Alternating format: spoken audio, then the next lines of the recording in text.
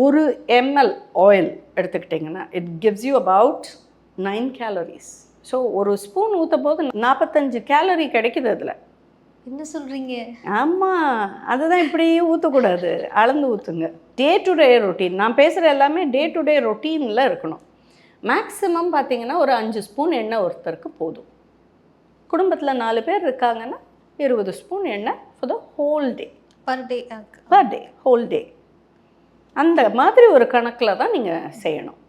So ஒரு மாதத்துக்கு நான் எவ்வளோ எண்ணெய் வாங்கணும் அப்படின்னு கேட்டிங்கன்னா ஜென்ரலாக பார்த்தீங்கன்னா ஒரு 3/4 லிட்டர்லேருந்து 1 லிட்டர் ஆயில் தான் ஒருத்தருக்கு தேவைப்படும்.